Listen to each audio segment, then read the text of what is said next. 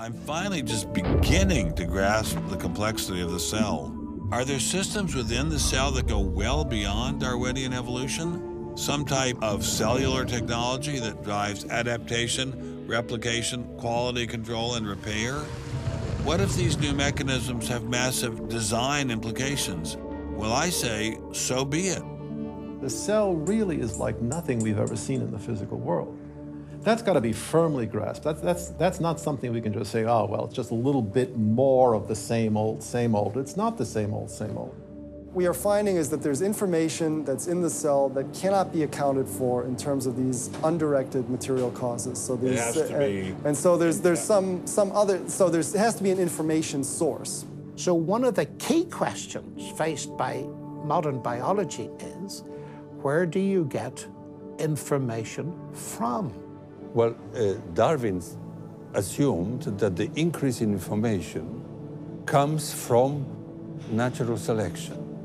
But natural selection reduces genetic information, and we know this from all the genetic population studies that we have. And where does the new genetic information going to come from? Well, that's the big question.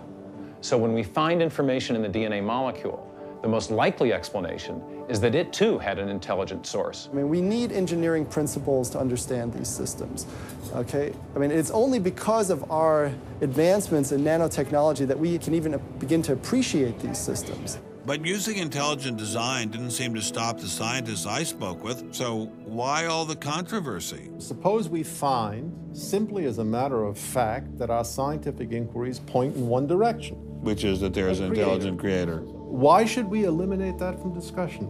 Streng verboten? How come? Why? Streng verboten.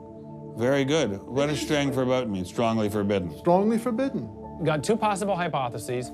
You've got a wall through the middle of through your brain, in effect, through your thinking. You say, well, you can't consider anything on this side of the wall.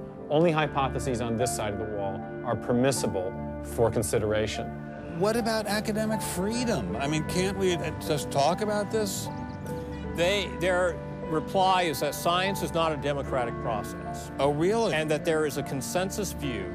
But wait a minute, we are to subscribe to the wait a consensual second, but view. Darwin challenged the consensus view, and that's how we got Darwinism.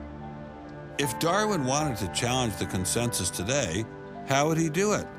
Science isn't a hobby for rich aristocrats anymore. It's a multi-billion-dollar industry.